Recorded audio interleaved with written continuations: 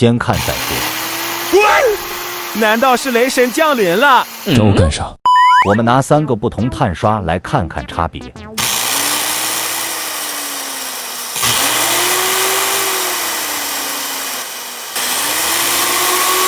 看得出这3者的差别吗？首先来看第一个，这个火花是最大的，是客人自己装的碳刷。我们拆开来看看，这个长度够且还蛮漂亮的。换上我们维修测试用的碳刷看看，虽然短，但是是原厂碳刷。你看看火花有没有明显小很多？应该已经看得出这明显差别了。我们换上全新原厂碳刷再试试，这开箱的声音听起来就是舒服。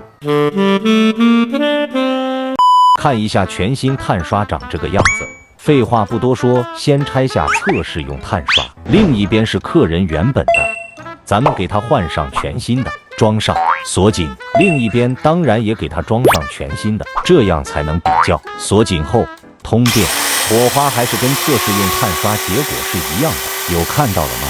这两边都是全新的碳刷，那代表换了新碳刷后，问题还没有完全解决。那知道还有哪出问题了吗？我们将碳刷拆下看看，有没有看到两边模号不同？俺也一样。左右两边才刚装上去就这样子，右边是整面平均，左边是只有外侧接触到。我们来公布主要问题出在哪？这是原本的马达芯，学名叫转子。看看转向器的状态，已经都磨成这个样子了，状态很不漂亮。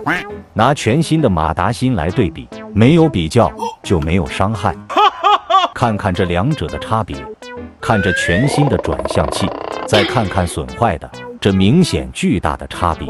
这状态再加上来路不明的碳刷，难怪客人跟我们说他的电锯会喷火。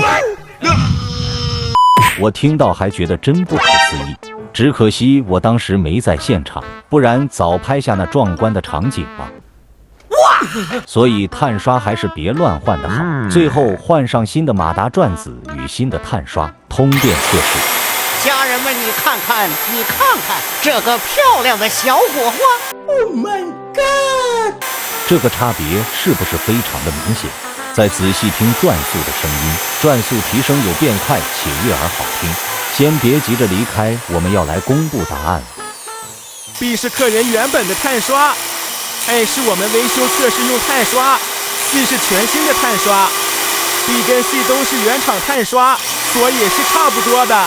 A 就不清楚是哪来的碳刷了，火花可以那么大。这是全新原厂马达加碳刷的样子。我们又救回一台损毁严重的机器了，觉得这视频有帮助到你，记得点赞加关注哟，咱们下次见。